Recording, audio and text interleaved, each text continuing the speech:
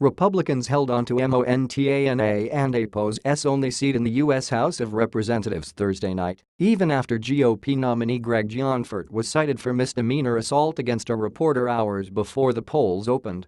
Rob Quist, a Democrat from the Bernie Sanders wing of the party, proved a prodigious fundraiser by collecting nearly $7 million from the left-wing grassroots.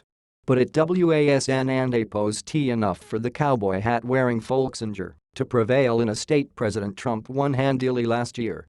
The race was called shortly after midnight. By Friday morning, with nearly 100% of the vote in, Gianforte had 50.2% of the vote, Quist had 44.1%, and Libertarian Mark Wicks has 5.7%. APO's a big comeback for Gianforte, who lost a bid for governor of Montana last year, but an even bigger victory for national Republicans trying to stave off perceptions that Trump is leading the party over a cliff ahead of the 2018 midterm elections.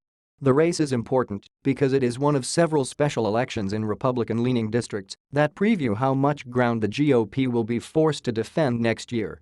So far, Republicans have underperformed in these contests, but they have yet to lose to the Democrats.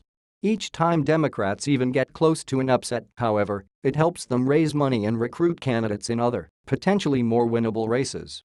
Republicans hold a 24-seat majority in the House, including 23 districts won by Hillary Clinton in 2016.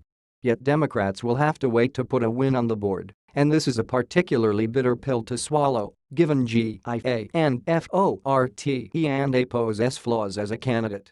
The night before the election, the Republican was accused of body-slamming Guardian reporter Ben Jacobs in response to a question about the congressional budget OFFICE and APO's score of the GOP healthcare bill. Gianforte and APO's campaign blamed aggressive behavior from a liberal journalist who shoved a recorder in the APO's face. But audio posted by Jacobs and eyewitness testimony from a Fox News crew ready to tape an interview with Gianforte suggested the response was violent and disproportionate. The PRESID and APO's critics in both parties argued that Trump and APO's hostile rhetoric about the news media created a climate that made these actions more likely. National Republicans were unhappy with Gianforte and APO's behavior, but few were willing to concede the congressional seat.